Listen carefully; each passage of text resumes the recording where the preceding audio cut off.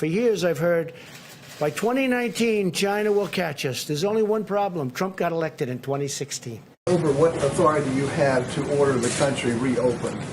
What authority do you have? Well, I have the ultimate authority. The President of the United States calls the shots.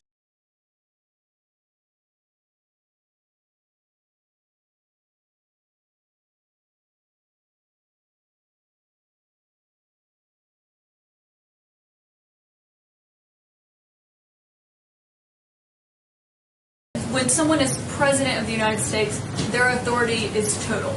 That is not true.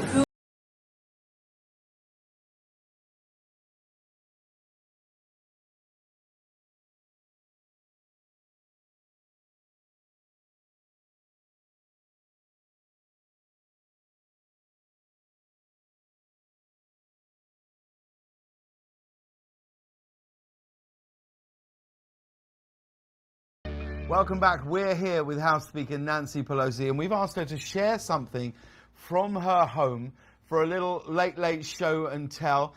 Speaker Pelosi, what have you found? What are you going to share with us from your home? Chocolate, and then we have some other chocolate here. How much of your regular diet do you think is ice cream and candy? Chocolate. Well, as much as possible. It is. I enjoy it. I like it better than anything else. Chocolate. Nancy Pelosi's been blocking it. Schumer's been blocking it. And I think they think it's good politics. I don't think it's good politics. I think it's bad politics. Nancy Pelosi's blocking it. She sits in her house in San Francisco, overlooking the ocean, and she doesn't want to come back. She doesn't want to come back. She doesn't want to come back to D.C. She's got to get back and get this thing approved. The money for the paycheck protection so that we can keep people employed, and also give money for hospitals. Saw in the last one where they slipped in money for their friends. I mean, or are they going to try to do that again?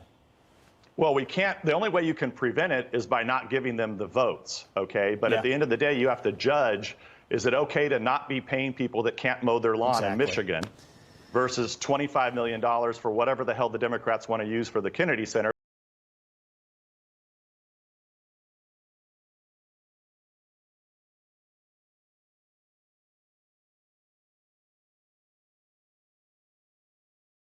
We will not get America moving again until we have a nationwide, well-thought-out, well-executed testing program. So we proposed 25, but we originally had proposed 30 billion, but we got 25 billion. But most important, we're forcing the administration to report to Congress on what is the national testing program, involving manufacturing and supply chains, involving free testing, and involving contact tracing. And you cannot tell people go out on the streets unless there's adequate testing, or the fear is that corona will come back doubly as hard as it came the first time.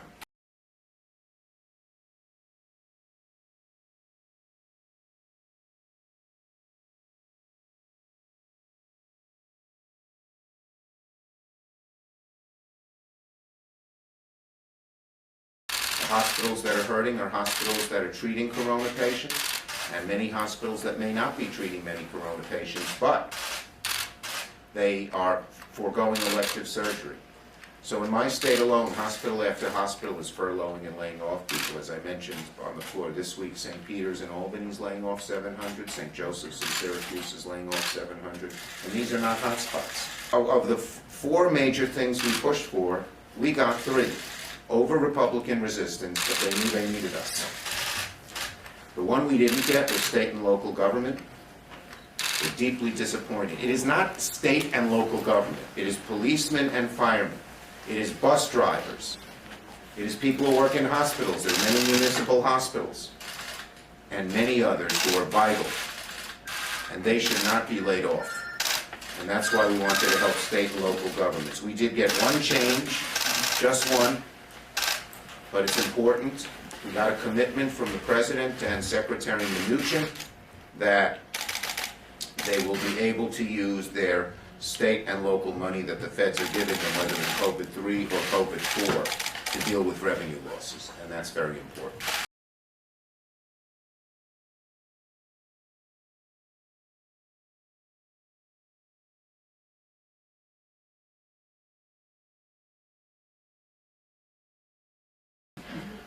Now, one final thing.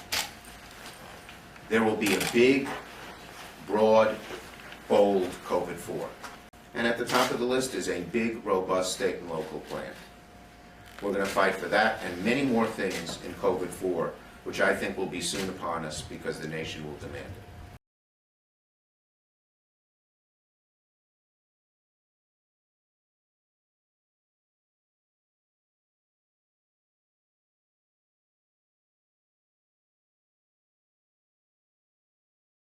Thank you very much, Mr. Leader, and congratulations on the unanimous vote in the Senate today on a package that we recommended 2 weeks ago.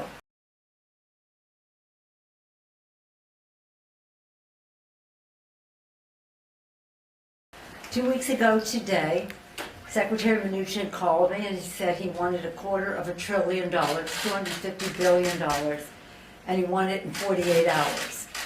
That was Tuesday. Then on Thursday, Leader McConnell was bringing this bill to the floor, and that he wanted our support for it. I told him that that wasn't possible. We had to have our consultation with the House Democrats about what we would propose.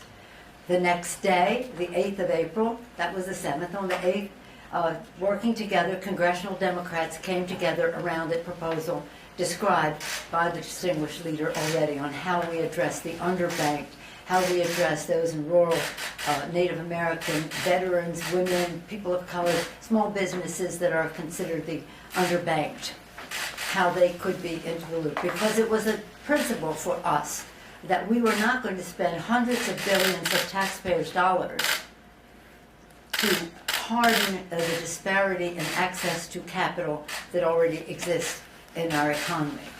And this was a way to open that door. There's only one problem. Trump got elected in 2016.